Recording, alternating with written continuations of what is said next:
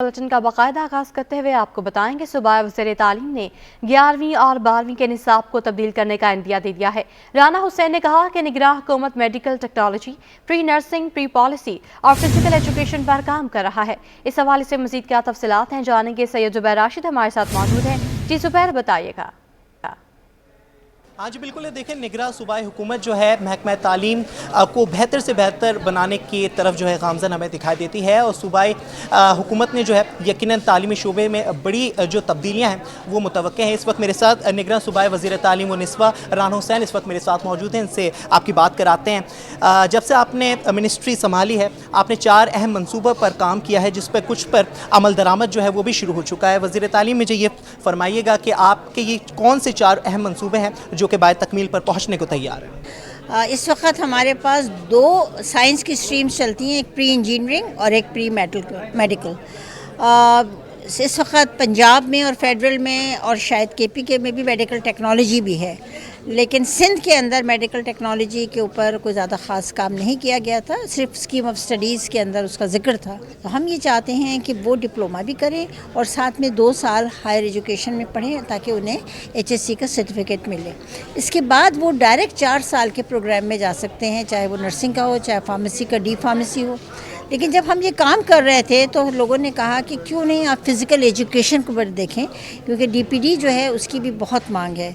तो मुझे उम्मीद है कि अगर ये निसाब बन गए और इसके लिए हमारे पास मवाद जमा हो गया तो हमारे बच्चे जो हैं उनको ज़्यादा स्ट्रीम्स में जाने का मौका मिलेगा। हाज़िर पर काम किया जाएगा। निगरां सूबाई वज़ीर तालीम व निस्वा राना हुसैन मुतहरिक हैं, तालीमी शोबे की बेहतरी के लिए अच्छे से अच्छा इक़दाम उठाने के लिए गामज़न है। जी, पाकिस्तान ओवरसीज एम्प्लॉयमेंट प्रमोटर्स के साबिक नायब चेयरमैन अदनान पराचा का कहना है कि फेडरेशन हाउस ने तरसीलात ज़र बढ़ाने के लिए सिफारिशात तलब की हैं। तरसीलात ज़र बढ़ाने के लिए पॉलिसी बनाकर अमल दरामद भी करना होगा। मज़ीद जानेंगे अरशफ खान से। 2024 का आगाज़ हो गया और देखा जा रहा है कि बेहतरी आना शुरू हुई है और यहाँ फोकस किया जा रहा है कि फेडरेशन हाउस में नई टीम भी आई है, उसको किस तरीके से रेमिटेंसेस में बढ़ाने के लिए इकदाम उठाएं। यहाँ पाकिस्तान ओवरसीज प्रमोटर एसोसिएशन के जो माहिर अदनान पराचा हमारे साथ मौजूद हैं, क्या देख रहे हैं? तरसीलात ज़र बहुत इंपॉर्टेंट है, कैसे बढ़ेगी? देखिए, सबसे पहले तो जो नई टीम आई है UPG और उनके अलायंस जो फेडरेशन के अंदर, मैं उनको मुबारकबाद पेश करता हूँ और मैं उम्मीद करता हूँ कि जो इन्होंने एक यंग टीम जो लेके आए हैं और जो उनका पैशन है और हमारे जो पैटर्न इन चीफ हैं उनके जो एक विज़न है एक्सपोर्ट के लिए, रेमिटेंसेस के लिए, FDIs के लिए, मैं समझता हूँ कि आने वाले वक्त के अंदर ये गवर्नमेंट ऑफ पाकिस्तान इन हमारे फेडरेशन FACCI को ऑन बोर्ड लेंगी और रेमिटेंसेस के मामले के अंदर बहुत ज़्यादा एक पॉलिसीज़ बनाने की ज़रूरत है, जिसके अंदर हमें अपनी यूथ को स्किल्ड करना है। और जो फेडरेशन की नई टीम है उन्होंने भी सिफारिशात हमसे मांगी है कि अपनी सिफारिशात दें और ताकि उसकी इम्प्लीमेंटेशन के लिए गवर्नमेंट ऑफ पाकिस्तान को वो लेटर्स लिखे जाएं ताकि इसकी इम्प्लीमेंटेशन हो और हम स्किल्ड वर्क फोर्स जो है पाकिस्तान से बाहर एक्सपोर्ट कर सकें और वहाँ से रेमिटेंसेस के अंदर जो कि हमारी रेमिटेंसेस 27 से 28 अरब डॉलर पे आ गई हैं उसको हम 35 से 36 अरब डॉलर पे 2024 के अंदर लेके जा सकें। साहब, देखा जाए जैसे कि आपने कहा कि 27-28 अरब डॉलर रेमिटेंसेस इस साल रहेगी, तो हम देखा जाए कि हम कहा जा रहा है एक्सपोर्ट और रेमिटेंसेस बराबर है, तकरीबन हम 60 अरब डॉलर का टारगेट रखते हैं। तो अगर हम इसको और मज़ीद बढ़ाएं तो पाकिस्तान का जो बहुत बड़ा ट्रेड गैप है वो कम हो सकेगा। जी बिल्कुल, देखें ट्रेड गैप बिल्कुल कम हो सकता है और आपको देखें किसी भी मुल्क की इकॉनमी की स्टेबिलिटी के लिए इंडस्ट्रियलाइजेशन बहुत ज़्यादा इंपॉर्टेंट है। एक्सपोर्ट का एक अपना एक पैटर्न है। हमारे रेमिटेंसेस के अंदर भी जैसे आपने देखा कि हमारे पास 55 से 60% यूथ है और हर साल हमारी यूथ के अंदर इजाफा हो रहा है।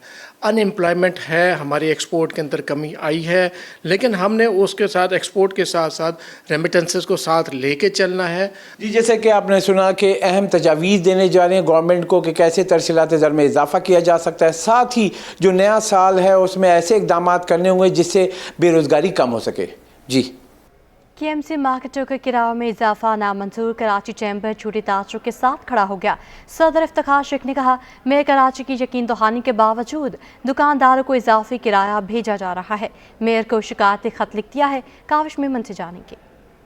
کہ مارکیٹوں میں کرایوں میں اضافے کا معاملہ ہے اور اس حوالے سے ہم یہ دیکھ رہے ہیں کہ کے ایم سی مارکیٹ کے جو تاجر ہیں وہ پچھلے کئی دنوں سے سراپا احتجاج ہے. اس حوالے سے گزشتہ کچھ دنوں قبل جو ہے وہ کراچی چیمبر کے عہدیداران سے بھی ملاقات ہوئی ہے تاجروں کی. کراچی چیمبر کا اس پہ کیا موقف ہے؟ میرے ساتھ پریزیڈنٹ افتخار شیخ موجود ہیں, ان سے بات کرتے ہیں. 76% کرایہ بڑھایا ہے, جبکہ ہمارا ان سے 2 سال پہلے ایگریمنٹ ہوا تھا کے ایم سی سے کہ یہ جو ہے 20% سے زیادہ کرایہ نہیں بڑھائیں گے. یہ لکھت ہے, ان کے ساتھ ہمارا ایک ایگریمنٹ ہے. ہم نے کہا وائلیشن کر رہے ہیں ہمارے ساتھ ایگریمنٹ کی بھی, اور آپ کے قانون کے اندر بھی آپ نے ڈالوا دیا ہے یہ پچھلے 2 سال پہلے کہ جی 20% سے زیادہ کرایہ نہیں بڑھایا جائے گا. اب پوری مارکیٹیں آپ کو پتہ کراچی میں جو ہے بہت ساری کے ایم سی انٹر مارکیٹ آتی ہیں. ان تمام مارکیٹوں کے لوگ جو ہے وہ جب ہمارے پاس آئے اور یہ احتجاج کیا تو ہم نے پھر میئر صاحب کو فون کیا, انہوں نے ہمیں فوری بلا لیا. ہماری طرف سے نمائندے گئے وہاں پر وائس پریزیڈنٹ کی سربراہی میں اور ان سے ملاقات کی ہے. اور جب ان سے ملاقات کی ہے تو انہوں نے ہمارے موقف کی تائید بھی کی ہے کہ آپ کا کہنا بالکل ٹھیک ہے, ہم اس پر بیٹھتے ہیں اور بیٹھ کے اس مسئلے کو حل کرتے ہیں. تمام صورتحال کے باوجود تمام لوگوں کو جو ہے نا وہ بل موصول ہو رہے ہیں, جبکہ انہوں نے ہمیں کہا تھا کہ اضافی بل ہم نہیں بھیجیں گے, ہم اس کو روک کے اس پہ پہلے بات کریں گے.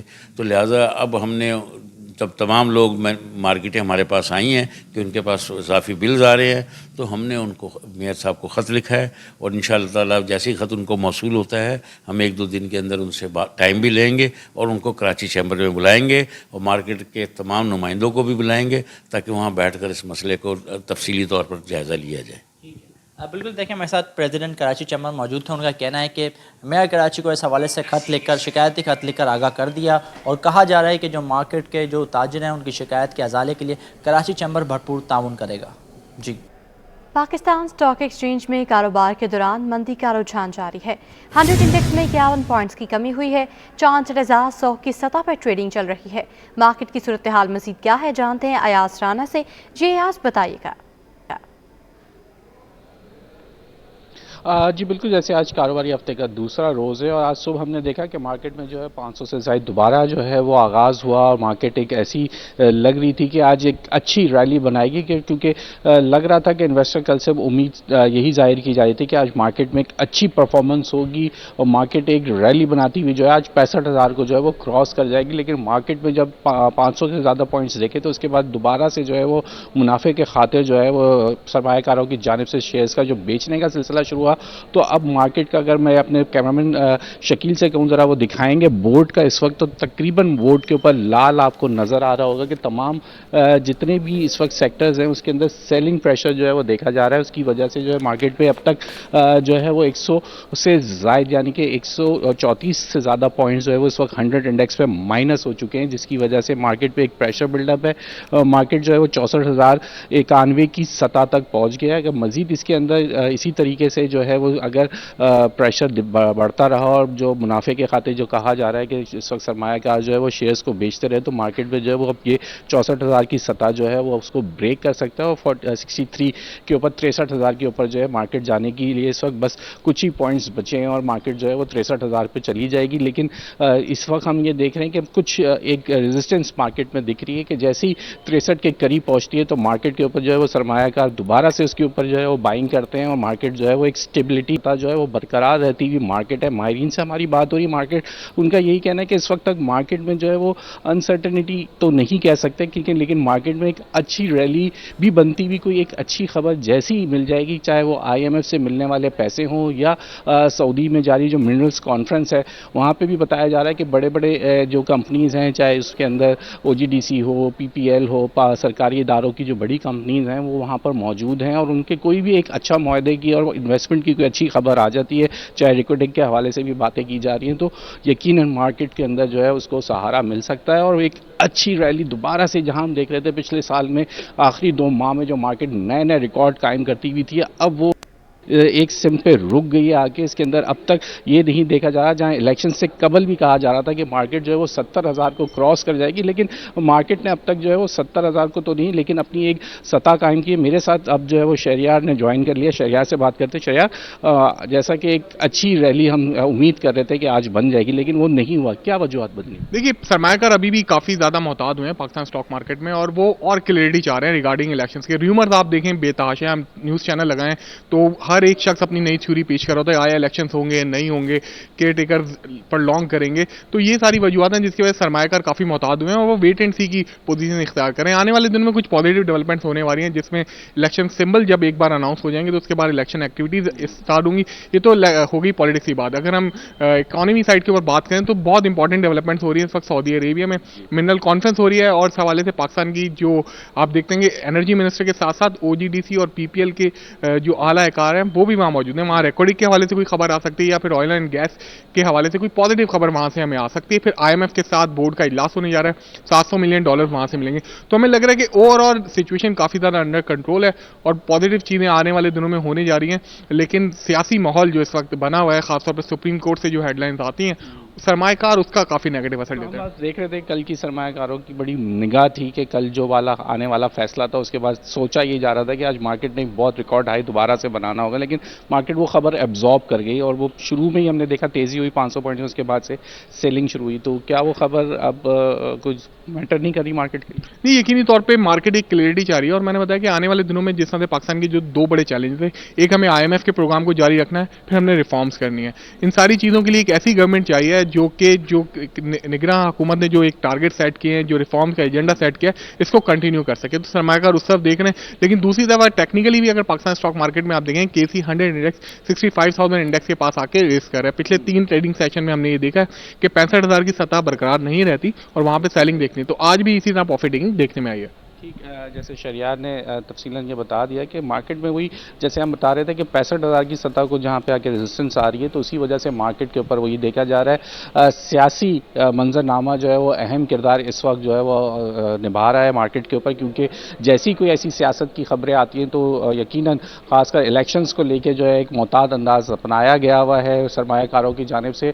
जहाँ इलेक्शन सिम्बल्स जैसे ही अनाउंसमेंट हो जाएंगे, यानी कि आपके सामने जब जो पार्टीज़ के जो नुमाइंदे जिनको टिकट्स मिल जाएंगे और उसके बाद जब वो सिंबल अपना जमा करा देंगे, तो यकीनन एक वाज़े तौर पे ये बात सामने आ जाएगी कि कौन सी पार्टीज़ के कौन से लोग इस वक्त जो है वो खड़े होंगे और फिर जो है वो एक जो मार्केट के अंदर रैली जो है वो बन सकती है। लेकिन अब जो बड़े माहिरीन से या हम किसी ऐसे लोगों ब्रोकर से बात करते हैं तो वो ये कहते हैं कि 8 फरवरी तक मार्केट के अंदर कोई इतनी ज़्यादा उतार चढ़ाव की उम्मीद तो नहीं है। 1000-1500 पॉइंट्स के हवाले से कोई उतार चढ़ाव हो सकता है, लेकिन जब तक इलेक्शंस नहीं हो जाते और नई गवर्नमेंट रिफॉर्म नहीं हो जाती, साथ साथ अगर स्टेट बैंक की जानिब से कोई एक खबर आ जाती है जो कि शरह सूद के हवाले से होगी, तो वो एक सहारा बनेगी मार्केट के लिए। और IMF के अगर जब तक इंतखाबात नहीं होते और जब तक स्टेट बैंक की जानिब से शरह सूद के हवाले से कोई खबर नहीं आती, तब तक बेहतरी के इम्कान है। हमें अयाज राना अपडेट कर रहे थे, आपका शुक्रिया। आगे बढ़ते हुए आपको बताएं कि इलेक्शन ट्रिब्यूनल में रिटर्निंग अफसरान के फैसलों के खिलाफ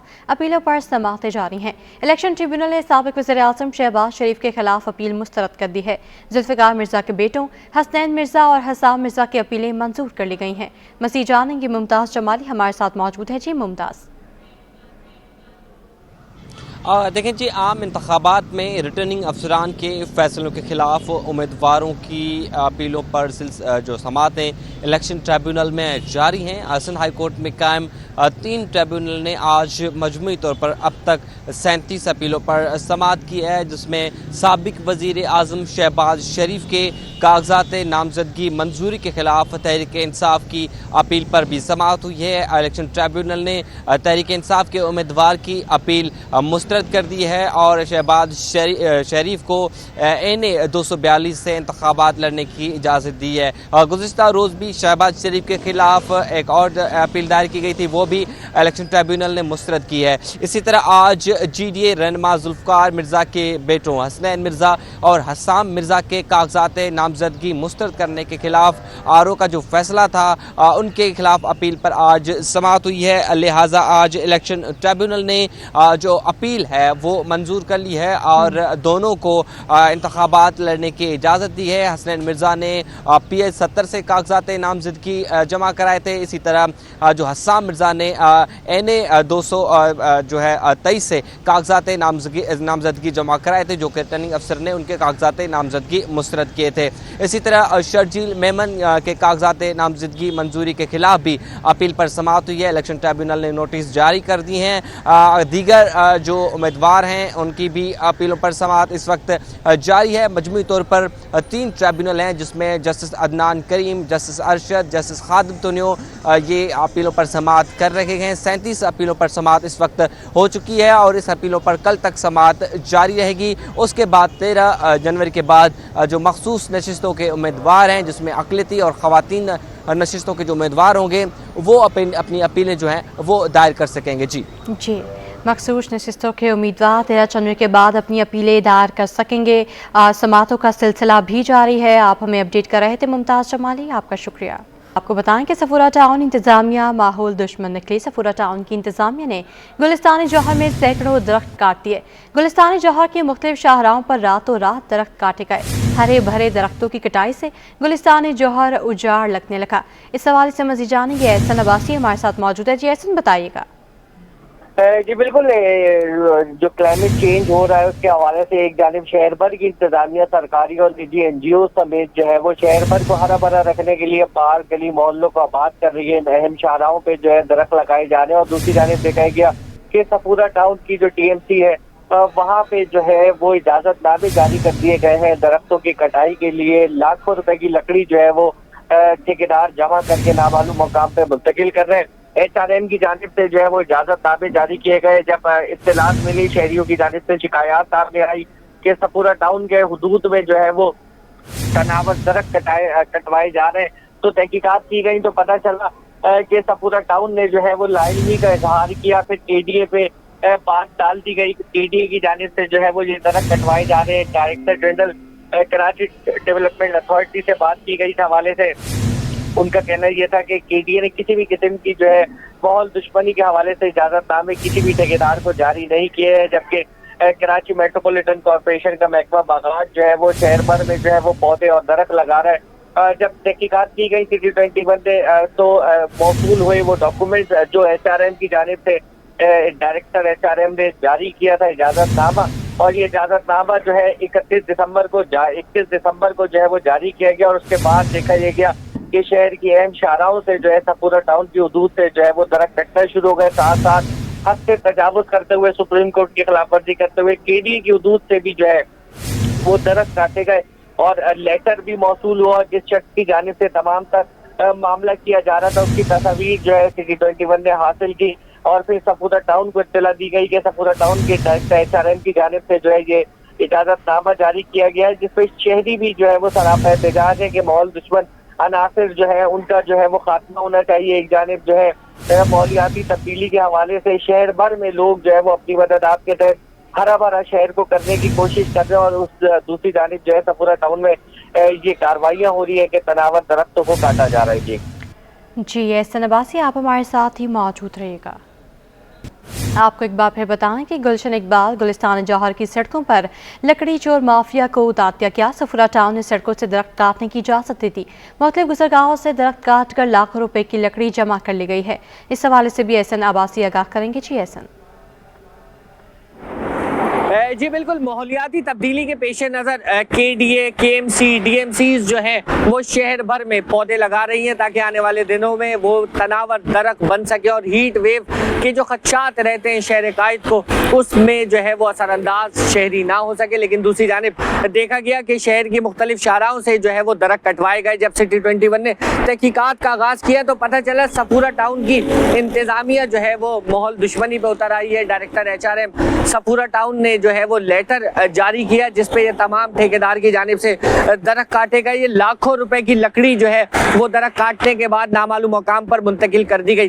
کراچی میٹروپولیٹن کارپوریشن اور دیگر DMC سے رابطہ کیا. ساتھ ساتھ صفورہ ٹاؤن سے بھی جب موقف لینے کی کوشش کی اس واقعے پہ تو ان کا کہنا یہ تھا کہ ہماری جانب سے اجازت نہیں دی گئی، KDA کی جانب سے اجازت دی گئی ہے. جب KDA کے ڈائریکٹر جنرل سے رابطہ کیا ہم نے ان سے پوچھا تو ان کا یہ کہنا تھا کہ ہم نے خطوط ارسال کر دیے ہیں کہ یہ درخت جو ہے وہ KDA نہیں کٹوا رہا اور دیگر جو میونسپل کارپوریشنز ہیں وہ بھی یہ درخت نہ کٹوائیں. بالخصوص KDA کی جو ملکیت جگہیں ہیں ان جگہوں سے جو ہے وہ یہ درخت نہ کٹوائے جائیں. لیکن ڈائریکٹر HRM صفورہ ٹاؤن نے جو ہے وہ اجازت نامہ جاری کر دیا ہے اور ٹھیکیدار جو ہے وہ شہر کی مختلف شاہراہوں سے صفورہ ٹاؤن کی حدود کے ساتھ ساتھ دیگر حد سے تجاوز کر کے شاہراہوں سے جو ہے وہ درخت کاٹ رہے ہیں اور لاکھوں روپے کی لکڑی کا یہ کاروبار ہو رہا ہے. جی FIA इमिग्रेशन की कराची एयरपोर्ट पर बड़ी कार्रवाई। टेम्पर्ड शुदा पासपोर्ट पर बैरून मुल्क से आने वाले मुसाफिर को गिरफ्तार कर लिया गया। मुल्जिम सुफियान अली लीबिया से पाकिस्तान पहुंचा था। मुल्जिम के पासपोर्ट के वीज़ा सफ़ात टेम्पर्ड शुदा थे। मज़ीद क्या तफसीलात जानेंगे अनुषा जाफरी हमारे साथ मौजूद हैं। जी अनुषा। बिल्कुल, FIA इमिग्रेशन की कराची एयरपोर्ट पर बड़ी कार्रवाई सामने आई है। टेम्पर्ड शुदा पासपोर्ट पर बैरून मुल्क से आने वाले मुसाफिर को जो है वो गिरफ्तार कर लिया गया है। FIA हुक्म के मुताबिक मुल्जिम सुफियान अली लीबिया से पाकिस्तान पहुंचा था। मुल्जिम की जानिब से पेश किए जाने वाले पासपोर्ट पर जो है वो टेम्परिंग की जो है वो की हुई थी। मुल्जिम के पासपोर्ट की वीजा सफात भी जो है वो टेम्पर्ड शुदा थे। FIA हुक्म के मुताबिक मुल्जिम ने गुजरात के एजेंट से 26 लाख रुपए के एवज इटली का वीजा जो है वो हासिल किया। जाली वीजा स्टीकर की बुनियाद पर जो है वो मुल्जिम इटली जाने में नाकाम रहा। मुल्जिम की नाकामी पर पासपोर्ट के मकसूदा जाली वीजा स्टीकर काट दिए थे। मुल्जिम का ताल्लुक जो है वो गुजरावाला से बताया जा रहा है। मुल्जिम को मज़ीद कानूनी कार्रवाई के लिए anti human trafficking circle Karachi जो है वो anti human trafficking circle Karachi मुंतकिल कर दिया गया है। मज़ीद कार्रवाई के लिए अनुषा जाफरी अपडेट के लिए शुक्रिया। यहाँ आपको आगाह करें कि chief secretary doctor Mohammad Fakhar आलम इरफान ने 3 सालों के बाद सूबाई सेक्रेटरीज कमेटी का इजलास बुलाने का फैसला कर लिया है। 50 से ज़्यादा महकमा और इदारों की कारकर्दगी रिपोर्ट 12 जनवरी 2024 तक चीफ सेक्रेटरी सेक्रेटेरिएट में जमा करवाने की हिदायत कर दी गई है। आपको आगाह करें कि chief secretary doctor Mohammad Fakhar आलम इरफान ने 3 सालों के बाद सूबाई सेक्रेटरीज कमेटी का इजलास बुलाने का फैसला कर लिया है। 50 से ज़्यादा महकमों और इदारों की कारकर्दगी रिपोर्ट 12 जनवरी 2024 तक चीफ सेक्रेटरी सेक्रेटेरिएट में जमा करवाने की हिदायत भी की गई है। इस हवाले से मज़ीद क्या तफसीलात हैं, हमारे साथ हमारे नुमाइंदे आज़ाद नोहरियो मौजूद हैं। तफसीलात उनसे जानेंगे। जी आज़ाद, बताइएगा। जी बिल्कुल, chief secretary doctor Mohammad Fakhar आलम इरफान ने तमाम महकमों की 3 सालों के बाद जो है कारकर्दगी का तमाम पर जो रिकॉर्ड जो है वो तलब कर लिया है। इस वाले से चीफ सेक्रेटरी ने फौरी तौर पर जो है 50 से ज्यादा महकमों को खत साल करके इनसे कारकर्दगी रिपोर्ट भी तलब कर ली गई है, जिसमें लिखा गया है कि 12 जनवरी 2024 तक तमाम महकमे अपनी कारकर्दगी रिपोर्ट चीफ सेक्रेटरी में जमा करें, जिसके बाद में सूबाई सेक्रेटरी कमेटी का इजलास बुलाया जाएगा, जिसमें इन महकमों की कारकर्दगी का जायजा लिया जाएगा। इस हवाले से जिन महकमों से रिपोर्ट तलब की गई है उनमें महकमा सर्विसेज, एडमिनिस्ट्रेशन व कोऑर्डिनेशन, महकमा तालीम, सेहत, आबपाशी, ज़राअत, दाखिला, बल्दियात, ट्रांसपोर्ट, मेहनत अफराधी क़ुव्वत, वज़ीर इंस्पेक्शन टीम, महकमा एंटी करप्शन, महकमा अक़लियती उमूर, महकमा वर्क एंड सर्विसेज, महकमा इत्तलात, महकमा तरक्की मनसूबाबंदी समेत 50 से ज़्यादा महकमे शामिल है, जिनसे जो है इनका रिकॉर्ड तलब किया गया। इसके अलावा इनसे कहा गया है कि तमाम तर महकमों जिन्होंने जो मुख्तसर करदा बजट उनके भी तफसीलात फराहम किए जाए। इसके अलावा टोटल असामियाँ, नई भर्तियां और खाली असामियों के भी तफसीलात फराहम किए गए। तमाम महकमों के तफसीलात मौसूल होने के बाद में सेक्रेटरी कमेटी का इजलास बुलाया जाएगा, जिसकी सदर chief secretary doctor Mohammad Fakhar आलम इरफान करेंगे। इजलास में तमाम महकमों के एडिशनल चीफ सेक्रेटरी, चेयरमैन और दीगर इदारों के सरबराह भी इस इजलास में शिरकत करेंगे। इसका शेड्यूल जो 12 जनवरी के बाद में जारी किया जाएगा। मुख्तलिफ महकमों के सरबराह से इजलास में शिरकत करेंगे। आज़ाद नोहरियो अपडेट कर रहे थे, आपका शुक्रिया। अजीज़ाबाद नंबर 2 में technical as government boys primary school खंडर बन गया। स्कूल में सिर्फ 2 कमरे मौजूद हैं, ना फर्नीचर है और ना ही पीने के लिए साफ पानी। मज़ीद वहाँ क्या सूरत हाल है, जानेंगे आयमा खान से। जी बिल्कुल, इस वक्त मैं मौजूद हूँ technical as government boys secondary और प्राइमरी स्कूल में। यहाँ अजीज़ाबाद नंबर 2 का इलाका है। ये स्कूल जो है वो कायम किया गया है, जबकि यहाँ पे इस स्कूल के अंदर जो है वो जगह जगह कचरे के ढेर अंबार लगे हुए हैं, जबकि यहाँ पे क्लासरूम के अंदर जो है वो सहूलियात का फुकदान नज़र आ रहा है। क्लासरूम में जो है वो ना तो वॉशरूम की सहूलियात मौजूद है, ना ही यहाँ पे पीने के साफ़ पानी की सहूलियात मौजूद हैं। और जब हमने यहाँ के साथीज़ा और प्रिंसिपल से इस हवाले से बात करने की कोशिश की तो उन्होंने जो है वो बात करने से भी यहाँ पे इनकार कर दिया। और इस स्कूल में जो है वो तामीराती काम भी जारी है और 2 क्लासेस पर जो है वो ये स्कूल मुश्तमिल है, जबकि इस स्कूल के अंदर जो है वो तकरीबन जो मालूमात है उसके मुताबिक इस स्कूल में जो है वो 60 बच्चे ज़ेरे तालीम है। मेरे कैमरामैन आगा रफ़ीक आपको दिखाएं तो सिर्फ यहाँ पे 2 क्लासेस मौजूद हैं और इन 2 क्लासेस में भी जो है वो फर्नीचर की भी अदम दस्तियाबी है, फर्नीचर भी मौजूद नहीं है क्लासेस के अंदर। और असातिज़ा के लिए भी जो है वो چیئرز موجود نہیں ہیں، جبکہ ہماری جو ہے وہ جب یہاں پہ پرنسپل سے اور اساتذہ سے اس حوالے سے بات کرنے کی ہم نے کوشش کی تو انہوں نے بھی جو ہے وہ بات کرنے سے انکار کر دیا، یہ کہہ کے کہ ہمیں جو ہے وہ ڈی او کی جانب سے پرمیشن نہیں ہے، لہٰذا جو ہے وہ ہم نے پھر جب بات کرنے کی کوشش کی تو منع کر دیا گیا، لہٰذا یہ اسکول جو ہے وہ government technical H government boys secondary اور پرائمری اسکول ہے جو کہ 2 کلاسز پر مشتمل ہے۔ جی حلقہ این 241 بھنگوریا گوٹ میں مسائل کے انبار ہیں۔ پانی کی قلت نے علاقہ مکینوں کی زندگی عجیب بنا دی ہے، جن کا شکوہ ہے کہ آمدنی پانی کے ٹینکر ڈلوانے میں ہی خرچ ہو جاتی ہے۔ مزید جانیں گے فرحان خان سے۔ جی بالکل، شہر قائد میں جو ہے وہ بنیادی مسائل کا جو ہے وہ گڑھ بن کے رہ گیا ہے۔ اس وقت جو ہے وہ میں عزیز آباد بھنگوریا گوٹ کے اندر موجود ہوں۔ این حلقہ 241 یہاں رہتا ہے، تقریباً تمام سیاسی پارٹیاں جو ہیں وہ یہاں پہ سرگرم رہتی ہیں، لیکن اس کے باوجود بھی جو ہے یہاں پہ جو ہے وہ مکینوں کے مسائل جو ہے وہ حل ہونے کا نام ہی نہیں لے رہے۔ اس وقت جو ہمارے ساتھ علاقہ مکین بھی موجود ہیں، ان سے بات کرتے ہیں۔ سر مجھے بتائیے گا یہاں پہ کب سے یہ مسئلہ ہے اور کتنی مشکلات ہوتی ہے اور کیسے پانی کو اپنی قلت کو پورا کرتے ہیں؟ پانی تو ہم زمانہ بیتا، کسی زمانے میں ہمارے گھر پانی آتا تھا، اب تو کافی ٹائم بیت گیا، کئی سال ہو گئے، پانی کو ہم ترس گئے۔ ہم دنیا کو یہاں پر پانی دیتے تھے کسی زمانے میں، اب ٹینکر کی بھرمار ہو رہی ہے، اور ٹینکر ہے کہ وہ ملتے نہیں ہیں، کہتے ہیں کہ تمہاری پتلی گلی ہے، من مانے پیسے لیتے ہیں، فون پہ آن لائن کو بک کراؤ، اس کے باوجود بھی کئی دن لگ جاتے ہیں۔ ہم تو پریشان ہو گئے، زندگی اجیرن ہو گئی، کہاں جائیں، کس سے کہیں کس سے نہیں کہیں، کوئی سنوائی نہیں ہے، کوئی سننے والا نہیں ہے۔ روڈ کا برا حال، اندر گھسنے کے لیے جو مہمان آتے ہیں، رشتہ دار آتے ہیں، کہتے ہیں کیسے ہم تمہارے پاس آئیں، پارکنگ تمہارے پاس نہیں ہے، روڈ تمہاری ٹوٹی ہوئی ہے، اونچی نیچی ہماری جگہ گر گئے، تم کیا کریں گے؟ مجھے بتائیے گا کہ پانی کا تو اتنا مسئلہ ہے اور ابھی آپ دیکھ رہے ہیں کہ الیکشن بھی جو ہے وہ سر کے اوپر ہیں، تو کیا لگتا ہے کہ سیاسی پارٹی کو اس حلقے سے اب کی دفعہ امیدوار کے طور پر سیاسی حلقوں سے بھی ہم جاتے ہیں بھائی ہم آپ کا ووٹ، ہمارا ووٹ آ بھی گئی ہے، اس کے باوجود پانی بس چند دن لائنوں میں آ جاتا ہے، لائنیں اس کے بعد پھر یہ چینج کر دیتے ہیں جی، پھر دوبارہ سے پھر وہ ووٹنگ کے لیے اسی طرح ہی جیسے ووٹ کا ان کا آتا ہے دور، تو اسی وقت پھر وہ لائنیں بند کر کے چوک کر کے اس کے بعد کہتے ہیں جی ہم آپ کو پانی بھی دیں گے، فلانا بھی دیں گے، وہ چند دن پانی دکھاتے ہیں، اس کے بعد پھر ہم تو وہی پریشان ہیں۔ جی بالکل، اس وقت جو ہے وہ ہمارے ساتھ مقامی موجود ہیں، ان کا یہی کہنا ہے کہ اتنی شدید مشکلات کا سامنا ہے کہ جو لائنیں موجود ہیں یہاں پہ پانی کی، ان میں جو ہے وہ پانی کئی سال گزر گئے لیکن پانی دیکھنے کو نصیب نہیں ہے۔ یہی وجہ ہے کہ ٹینکر ڈلوانے پہ مجبور ہیں، ہفتے میں 1 سے 2 بار 6-6 5-5 ہزار روپے کے ٹینکرز ڈلوانے پڑتے ہیں، جبکہ دیگر متعلقہ اداروں کو جو ہے وہ کمپلینس کر بھی تھک گئے ہیں، جس کے باوجود کسی قسم کی کوئی سنوائی نہیں ہو رہی ہے۔ جی سگریٹ کی اسمگلنگ روکنے کے سب دعوے دھرے کے دھرے رہ گئے۔ اسمگلنگ کا گراف بلند ترین سطح پر پہنچ گیا۔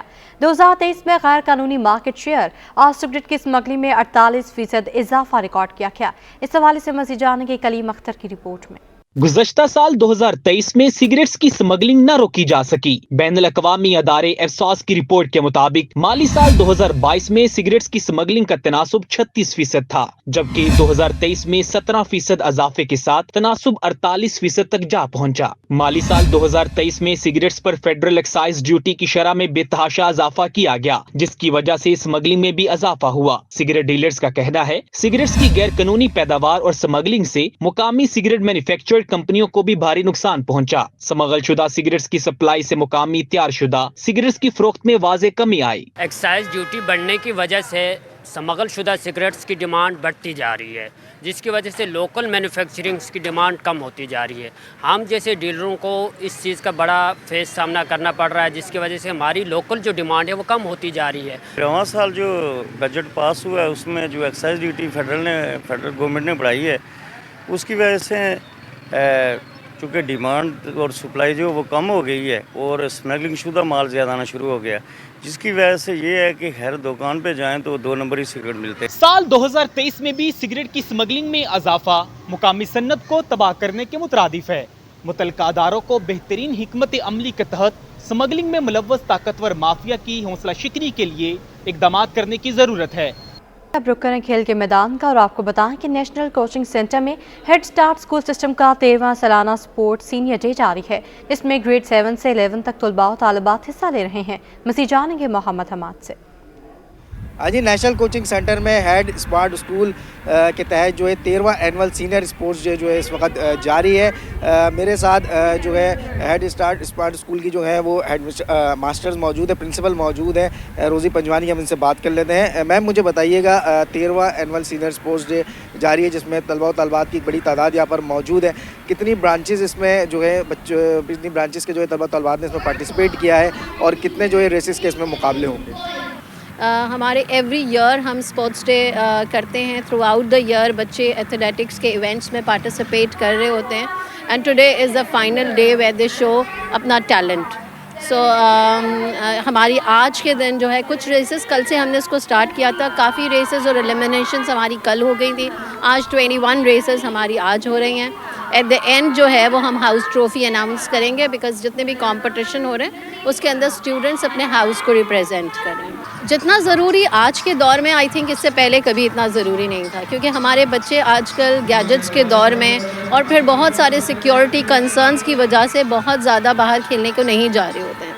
لیکن جب ہم اسکول کے اندر ان تمام چیزوں کو پروموٹ کر رہے ہوتے ہیں تو ہمارے بچوں کو ان کا انٹرسٹ بھی ڈیولپ ہوتا ہے, ان کی اسکلز بھی ڈیولپ ہوتی ہیں, اور پھر ہم یہیں سے ہی اپنے لیے جو ہے وہ نیشنل پلیئرز پرووائڈ کر رہے ہوتے ہیں. سو یہ بہت ضروری ہے کہ اسکولز جو ہیں اس کے لیے بہت زیادہ انیشیٹوز لیں.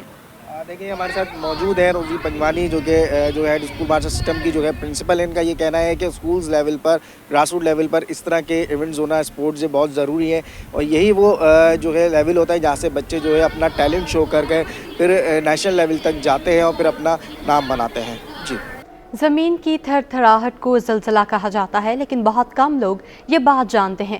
روزانہ کی بنیاد پر سینکڑوں زلزلے آتے ہیں اور چلے جاتے ہیں کیونکہ ان کی شدت اتنی کم ہوتی ہے کہ ہم انہیں محسوس ہی نہیں کر پاتے. تاہم کبھی خطرناک نوعیت کے زلزلے بھی آ جاتے ہیں جو تباہی اور اموات کا سبب بنتے ہیں. مزید جانیں گے آئمہ خان کی رپورٹ میں.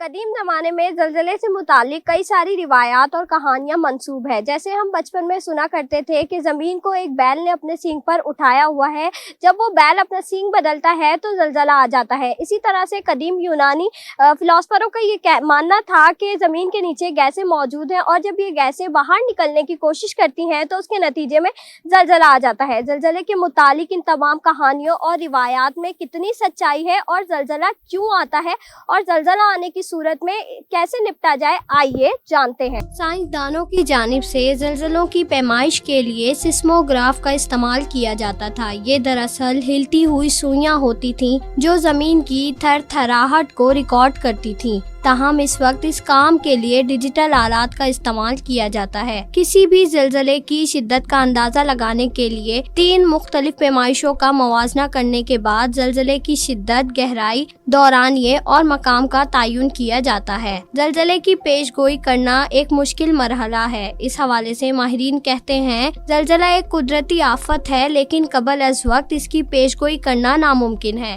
دیکھیں, پیشن گوئی اس لیے مشکل ہے, ایک تو یہ ہے کہ اس کا ڈیٹا ہمارے پاس نہیں ہے, اور اس کی جو ری اکرنس ہے یا بار بار آنا جسے آپ کہتے ہیں وہ ایک اتنا فریکوینٹ نہیں ہے. تو کہنے کا مقصد یہ ہے کہ یہ ایک نیچرل فینامنا ہے اور نیچر نے ایک طریقہ کار بنایا ہوا ہے اپنی جو سسٹم کو اسٹیبلائز کرنے کے لیے. یہ آل تھنگس جو آپ کی نیچرل ڈیزاسٹرس ہیں وہ ان کے پارٹ ہیں. ماہرین کے مطابق زلزلہ آنے کی صورت میں فوری طور پر عمارت سے باہر کھلی جگہ پر چلے جانا چاہیے, لیکن اگر باہر نکلنا ممکن نہ ہو تو میز یا اسی نوعیت کی کسی دوسری چیز کے نیچے پناہ لینی چاہیے. ارتھکویک جس طرح ہم نے ڈسکس بھی کیا کہ وہ تو نیچرل فینامنا ہے, آتا رہے گا. ہماری پریپیئرنس کیا ہے, ہم کتنا اس کو ایکنالج کرتے ہیں. اس میں یہ کہ پینک نہ ہو, رش نہ کریں, اور ایسی اگر بلڈنگ پہ ہیں آپ جو پور کنسٹرکشن ہے تو کوشش کریں باہر میدان میں آ جائیں تاکہ جو ہے ڈیمیجز سے بچا جا سکے. زلزلے کی پیش گوئی سے متعلق سائنسدانوں کی مختلف رائے ہے. کچھ کہتے ہیں شارٹ ٹرم پیش گوئی کی جا سکتی ہے تو کچھ کہتے ہیں قدرتی آفت کی پیش گوئی کرنا ناممکن ہے, لیکن زلزلہ آنے پر بر وقت احتیاطی تدابیر ہی آپ کی جان بچا سکتی ہے. آئمہ خان, سٹی 21.